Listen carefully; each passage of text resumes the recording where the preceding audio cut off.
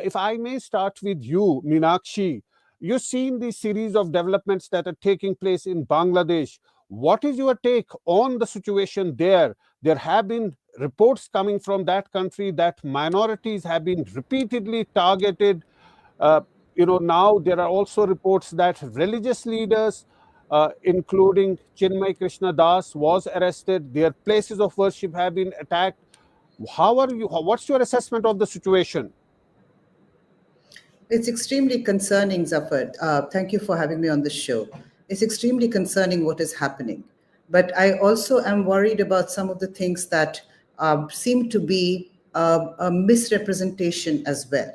So we should be clear about what exactly is happening, hold the government to account for those crimes and ask them to solve them, but also be very careful about disinformation campaigns because they will then create more disturbances, more outrage, more anger. So I can expand on this later, but just to say, Zafar, that I Right. listened to Sheikh Hasina's speech, and I found that that the fact that she was so unpopular, that her repression is what drove people to the streets, is something that she does not acknowledge. She does not acknowledge the hundreds of enforced disappearances, the extrajudicial killings that occurred under her watch, the fact that there was a complete clampdown on freedom of speech and expression, the abuse of laws. These are things she does not acknowledge.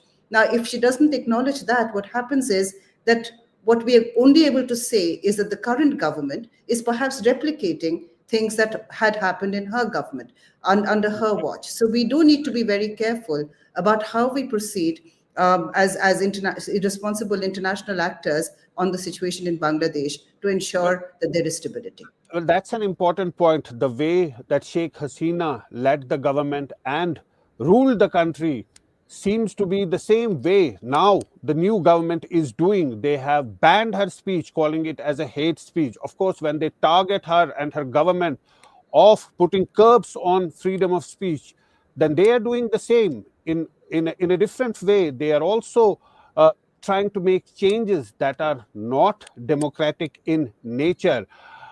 If I may now go to Prabhu Dayalji. Prabhu Dayalji, what is your take on the situation? India has now finally decided to send its foreign secretary to Bangladesh for an assessment of the situation. India has been saying that Bangladesh has been, there have been attacks on minorities. India has been condemning those attacks.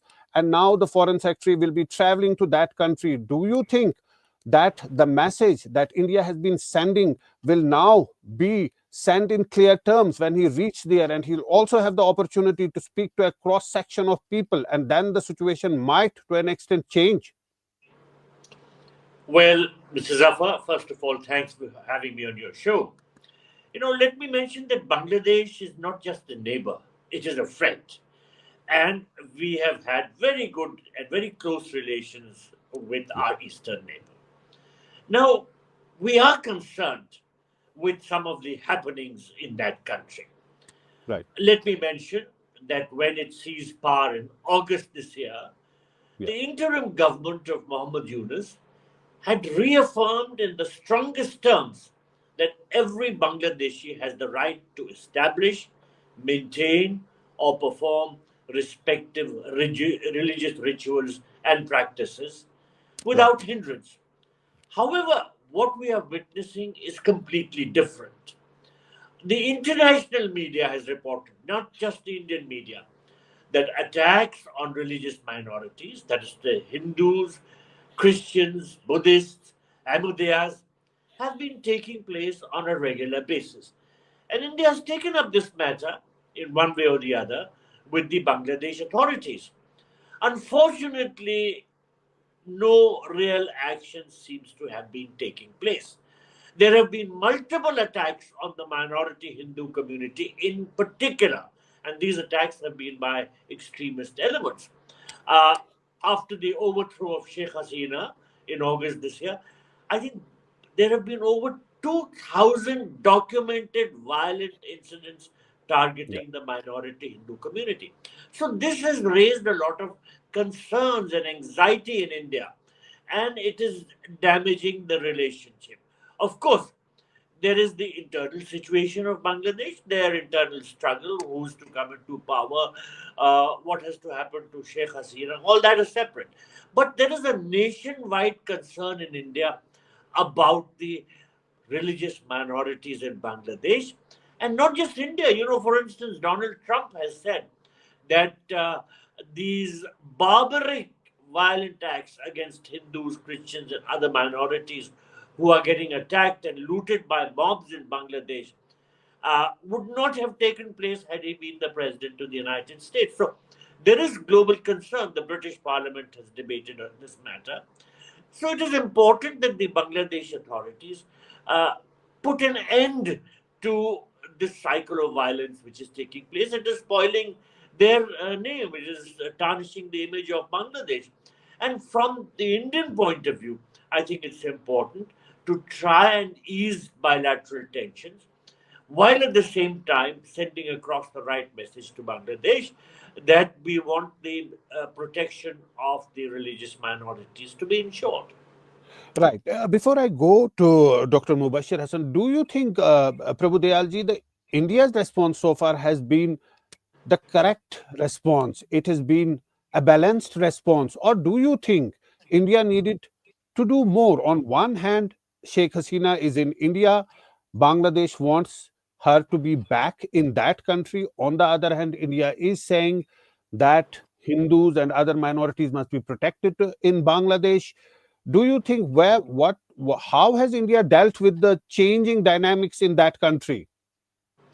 Well, first of all, there must be a message which has to be sent by all political parties. All political parties must unite on one platform and send a strong message to Bangladesh that we all want the protection of religious minorities. Secondly, as regards Sheikh Hasina, India is not going to send her back. She has been a friend of India, and let's face it, if she Yeah. is sent back to Bangladesh, she will be executed. There is no doubt whatsoever in my mind that she will be killed, whether by mobs or whether through the judicial process. She's been a friend of India, and I don't think that India will ever allow her to be put in that situation. We would not be extraditing her. Right. Dr. Mubashir Hassan, it generally boils down to what Yunus government is doing in Bangladesh. There seems to be a difference in the word and deed of the interim government there. They say that they are there to protect the minorities, but we are seeing these attacks taking place. And when this is being asked to the government, they come up with the answer that these are exaggerated claims and exaggerated media reports. What do you say? So, first of all, thank you for inviting me. I think, I'm not a government spokesperson, so I cannot speak on behalf of the Yunus government, but I can tell what I have been observing. First of all, let me underpin that the challenges of against minority rights violation has been there. It's part of Bangladeshi society. See, even during Sheikh Hasina period, there were annually there are repeated attacks on minorities. We did write an article in the Foreign Policy magazine on how Facebook was used to instigate violence against minorities. And yes, there are incidences that have increased after the fall of the government, but there are also a mix of political violence and violence against religious minorities. So that needs to be disentangled, number one. Number two is that Professor Yunus, it seemed to me at least, has been working to try to promote religious harmony. He did sit with religious leaders of all kinds yesterday and talked about that we do not distinguish between minorities and majorities. And there are wider awareness in Bangladeshi society that there are violations against minorities that took place. Whether you kept talking about that there is increased violations against minorities, but we don't know the number. That what happened yesterday or the day before yesterday, I'm not aware of any attacks that took place against the violence against the minorities. The challenges are there, But I think it's at the same time, in my view, government is working to mitigate that. Right. Meenakshi, we had a government spokesperson of Bangladesh on our show a few days ago, and we asked him, what is the timeline? How are you going to resolve the matters? Now, he said that they won't make some reforms. The interim government will make reforms, which is not a democratically elected government. And then perhaps all the parties can come and take part in the elections, including Sheikh Hasina's party. Do you think that's a viable option for democracy in that country? Well, I think what has happened is, and again, this is where we have to acknowledge some of the problems and the legacy of Sheikh Hasina's administration. This was 15 years where a number of institutions were politicized, including security forces, the judiciary, and therefore the reforms are needed.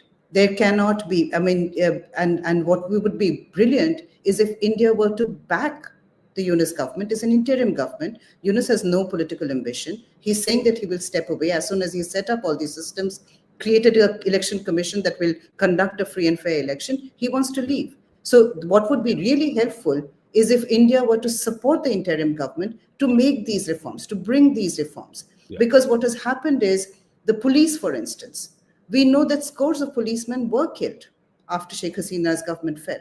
And that is because of the anger of police abuse. And this was something that was allowed because of the lack of accountability that existed under the Sheikh Hasina government, where politically motivated incidents occurred. Now, the same incidents are repeating themselves. The judiciary is a problem. We are finding that under Sheikh Hasina, hundreds of people would be clubbed into one incident, and then they would be constantly picked up and shoved into some FIR or the other. Same thing is happening now. Now, these are reforms that have to happen. This will take time. And yes, the Yunus government needs support to make this happen.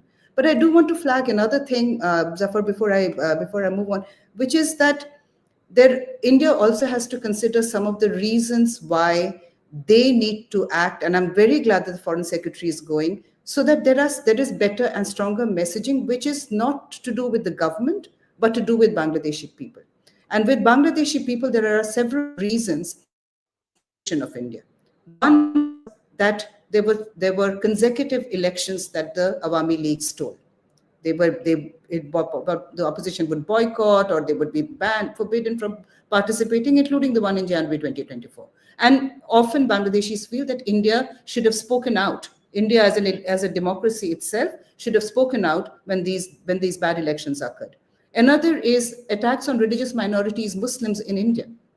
And there is therefore anger about that in Bangladesh, and we need to address this, because we cannot have a cycle of violence where Muslims and Hindus are being killed because some country or the other is taking revenge. So we have to be very, very careful about how we address this. And the third is this talk of termite that had happened in the past. The illegal immigration, now the irregular migration from Bangladesh is a legitimate issue, but our political leaders all across the world need to be a little bit careful about how they handle this conversation. This talk about immigration, whether it is Trump or anywhere else, including in India, should be a little bit kinder than it was when we start describing people as termite. So we need to be I think India as the bigger country, and as Mr.